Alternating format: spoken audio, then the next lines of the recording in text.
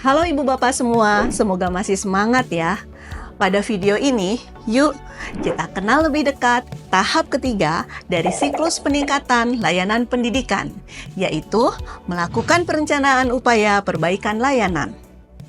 Pada tahap ini, Ibu dan Bapak perlu merencanakan peningkatan layanan sekolah yang terdiri dari 3 aspek penting, yaitu perencanaan pembelajaran, perencanaan peningkatan kompetensi PTK, serta perencanaan sumber daya sekolah dan anggaran.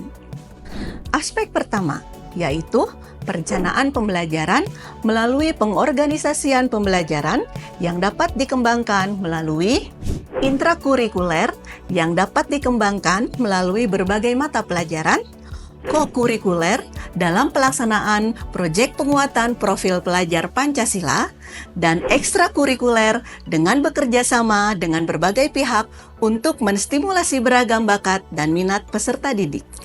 Sekolah juga dapat mengalokasikan waktu untuk program dan atau kegiatan lain yang menunjang kebutuhan belajar murid, seperti pertemuan orang tua, pemantauan perkembangan anak oleh kader posyandu, kunjungan industri, dan kegiatan lain.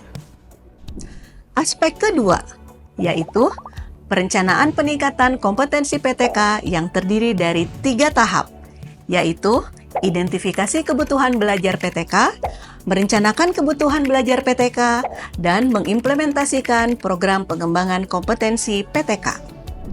Merencanakan kebutuhan belajar bisa dilakukan dengan 2 cara. Pertama, meningkatkan kompetensi guru berdasarkan rencana pengorganisasian pembelajaran yang ditetapkan. Misalnya, kalau sekolah mau menggunakan pendekatan tematik, sebaiknya guru juga diajarkan bagaimana merencanakan pembelajaran dan asesmen dengan tematik. Kedua, peningkatan kompetensi guru dengan melihat kebutuhan belajar guru dari hasil observasi kinerja guru. Kepala sekolah bisa berdialog dengan guru, baik berupa wawancara atau diskusi terpumpun untuk menggali kebutuhan belajar guru. Aspek ketiga, yaitu perencanaan sumber daya sekolah. Sumber daya sekolah mencakup semua aset dan modal milik sekolah yang dapat digunakan untuk mendukung kegiatan belajar mengajar serta pengembangan kompetensi pendidik secara langsung maupun tidak.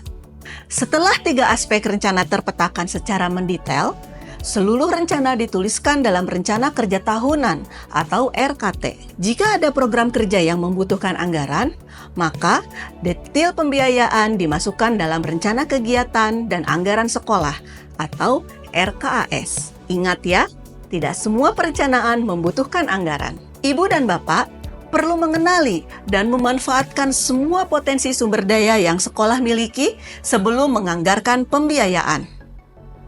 Sumber daya yang dimiliki sekolah dapat meliputi modal manusia, modal sosial, modal politik, modal agama dan budaya, modal fisik, dan modal finansial. Pemetaan sumber daya yang maksimal akan sangat membantu Ibu Bapak dalam menjalankan program dengan efisien tanpa mengeluarkan biaya yang banyak. Jadi, tunggu apa lagi Ibu Bapak? Yuk, kita rencanakan peningkatan layanan pendidikan bersama warga sekolah melalui perencanaan pembelajaran, peningkatan kompetensi PTK, serta sumber daya sekolah. Karena perencanaan yang baik adalah setengah dari keberhasilan demi kemajuan pendidikan peserta didik kita.